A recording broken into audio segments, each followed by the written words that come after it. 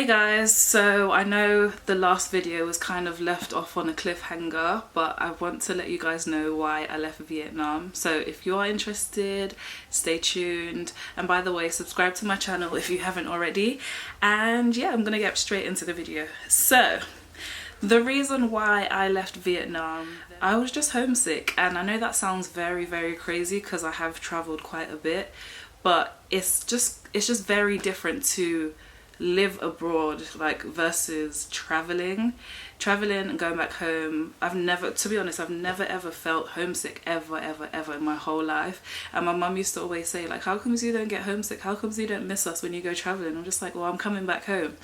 So I just got to a point in Vietnam. I was there for 1 year and 3 months, and everything just got a bit too much. Like, I started missing my family, I started missing even little things like hearing people speak English, like just on an everyday basis. And obviously I had been there for 1 year, so I could kind of communicate with people, and that wasn't really hard, and I made a lot of friends, but I just felt like something was missing. I just got really unhappy at a certain point, and everyone was just like, maybe you just need to go home. And then I made a massive decision to just leave Vietnam completely without really thinking about it. It was really spur of the moment. I think it was a month, no, not even a month, maybe 2-3 weeks before I actually left. I was like, I'm leaving. I'm actually leaving Vietnam. I had planned to come back on March the 8th. I did book my ticket actually for March 8th. And yeah, and it was perfect because if you guys saw the previous vlog, you would have seen me surprise my mum for her birthday on the 10th of March. It was all surprise. The surprise worked out perfectly. So her birthday was on the 10th. I was at my cousin's for 2 days just hiding out. Only 2 of my family members knew I was home. That worked out perfectly, but I'm just really happy I made the decision just before I left, literally, to... Okay, so if you wanted to know like what's next, I'm basically going back to Vietnam. I know that sounds so crazy. That's why a lot of people have asked me, like, what are you doing next? At first I really thought I wanted to go to Dubai and try to work out there, but I had my leaving party a few days before I left, and I just realized that I've made such great bonds in Vietnam with my friends, and I feel like they're like a second family, and I had such a great evening. I just realized how loved I am basically over there, and that's not even the only reason. I just feel like I didn't want to make such a hasty decision just because I was homesick. And yeah, so I did actually quit the job I was working, the school I was working for. That's probably gonna have to be another story time in another video because I hated that school, guys. The first school I worked at, which you guys would have seen my students and some of my colleagues in the vlogs, I loved that school. I was working there for maybe 1 year, but the second school that I worked for, I absolutely hated it. But yeah, like I said, that will be another story time when I'm actually ready to start speaking about it. That's probably another reason why I left Vietnam. So there's probably 2 reasons. I was really homesick, and I hated the job that I was working at. And I like sharing my experiences with you guys because I just want you to know that it's not always perfect. And I do vlog and I do post Instagram stories quite a lot, but I just want you to know that it's not all glitz and glam and an easy lifestyle. Some of it does get hard, and towards the end of my time there, I did get a little bit depressed. I just felt like I was just really down. I didn't really go out as much. I was becoming a bit antisocial.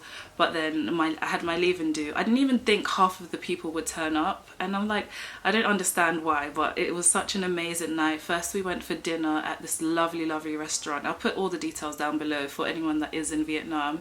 And then we went to Boi Vien, of course, because I was like, I want to do a last crazy night on Boi Vien. And then we went to another club. I think it's called Lui, but that club was amazing. It's so much fun. Yeah, so I had a really good time with my friends. Shout out to my friends, you know who you are. And so now I've been at home for a month, and it's just been amazing. I think I've I've really noticed the change since before I left. I've come back, I appreciate things a lot more. My sister had her baby, so I'm actually at my sister's house now. I'm staying with her and helping her look after the baby, and it's just such an amazing feeling because she was born the day I arrived, but I couldn't see them obviously because of the surprise until 2 days after. but now I'm just looking after her. I'm gonna like show you guys her in a little bit. I think I'm gonna do a reverse culture shock video, guys, because when I came back, I'm still adjusting to things. I was only gone for a year, but things are so different, and it's just really weird. Like things like money and transport. Before I left I was driving, now I'm not driving because I sold my car, and just everything's just different. So I'll definitely do a reverse culture shock. I'm taking my time at home. By the way, when I left Vietnam, guys, I booked a one-way ticket home. I booked a one-way ticket because I was just like, oh, I don't know if I'm gonna go back. I mean, I don't know when I'm going back, but do you know what I did to force myself to go back? I left some of my stuff at my friend's house. Shout out Tasha. I left some of my like really important stuff because I knew I would, like, if I came home I might have changed my mind. I don't want to do this, but I know that I want to be in Vietnam.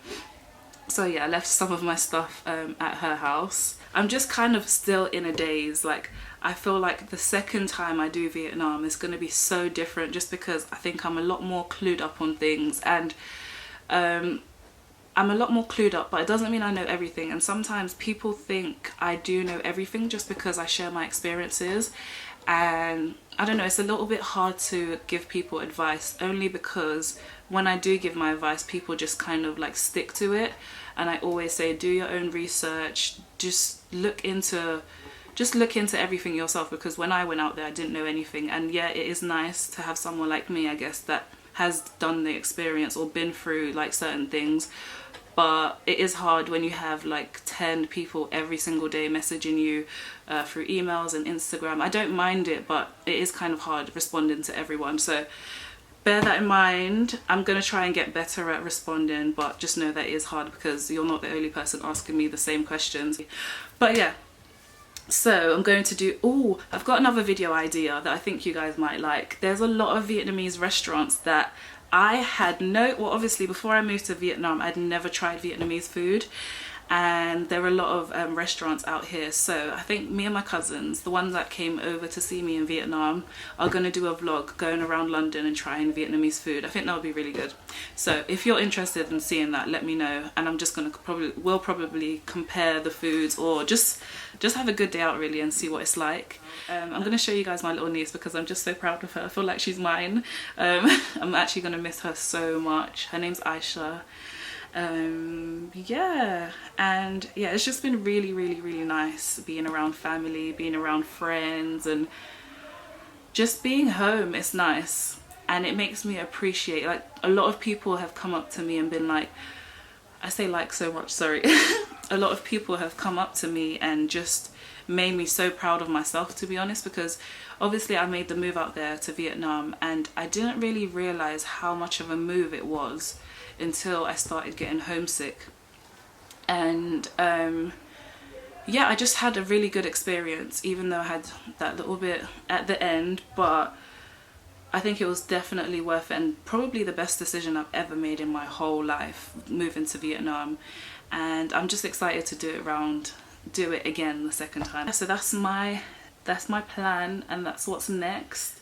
Put down any ideas if you want to see anything, or even some more suggestions about life in Vietnam. Obviously I still know I'm still going back, so if you have any other suggestions of things that you still would like to know about, instead of me like replying to one person's email, just put them down in the comments below and I'll just make a video on it. Guys, meet Aisha, my beautiful niece.